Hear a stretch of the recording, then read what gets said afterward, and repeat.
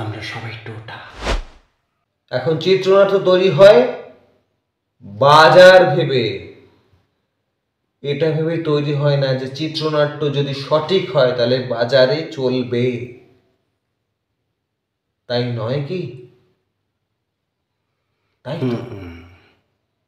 কিন্তু কি বলুন তো, যদি আপনারা সঠিক ছবি তৈরি করতে চান, যাকে আমি বই বলে আখ্যান দিলেন, অসাধারণ,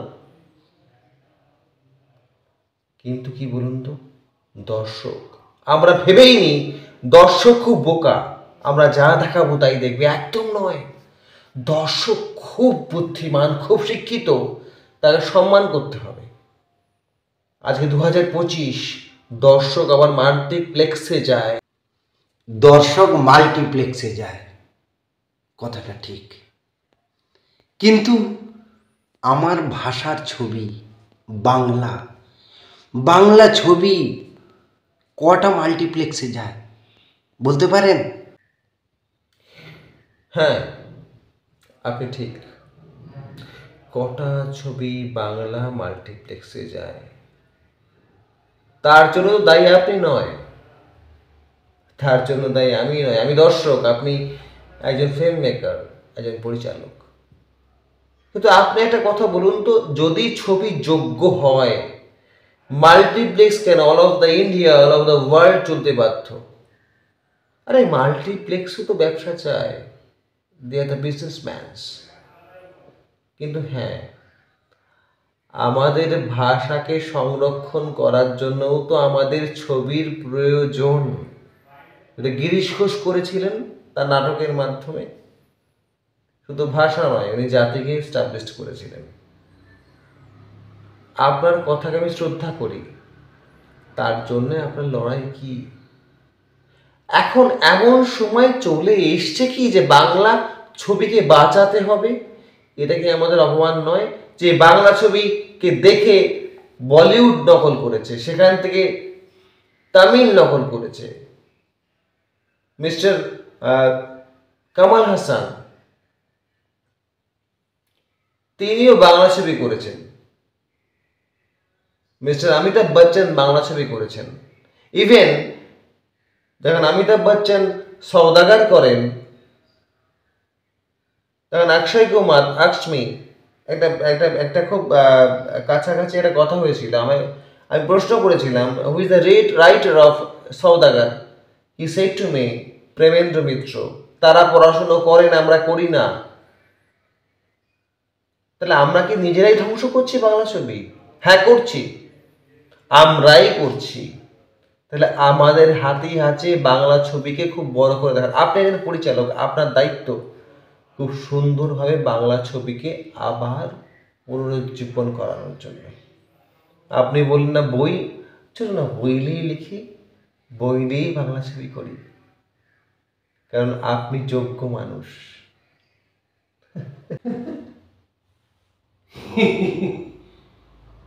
এই যে আপনি ভেবে বলছেন তো? তাহলে কি বলতে চান আপনি? গুলিটা কি আমি চালাবো আর আমি হব টোটা? কেন চালাবেন না? আপনি যদি গুলিটা চালান, তাহলে আপনি করবেন লক্ষ্যভেদ। বলছেন? একদম। আর আপনি বলছেন না টোটা, গুলি চলে যায় অনেক দূর, পিছনে পড়ে থাকে তার খোল, তার নাম টোটা। যারা ক্যামেরার পেছনে কাজ করে, হিরো হিরো হয়ে যায়, ভিলেন ভিলেন হয়ে যায়, হিরোইন হিরোইন হয়ে যায়, কিন্তু যে টোটা পড়ে থাকে সে হচ্ছে behind the camera. Yes, you are right. আমরা অ্যাকশন বলি, আমরা কাট বলি, ক্যামেরার পেছনে থাকি, আমাদের কেউ মনে রাখে না। সত্যি, আমাদের জীবনযাত্রা আমরা কি চাই কেউ বোঝে না। আমরা বিনোদন যোগাই, মানুষকে বিনোদন দিই, কিভাবে দিই, তার জন্য কি করতে হয় সেটা কেউ বোঝে না। You are right. আমরা অ্যাকশন বলি, কাট বলি, কেউ মনে রাখে না।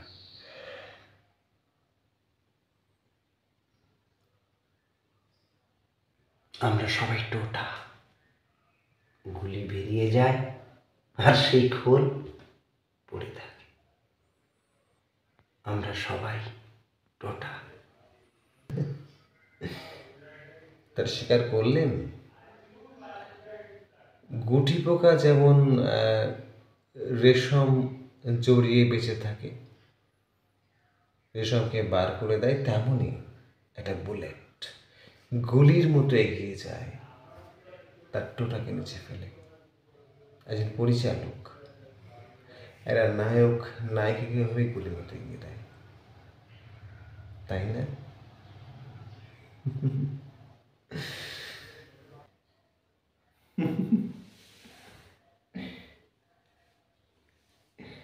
আপনারা কি বলেন? হ্যাঁ, যতই বুলেট থেকে টোটা বেরিয়ে যাক, ফিরে আসতে হবে কিন্তু পরিচালকের কাছে, তাই না? Because he is the captain of the ship.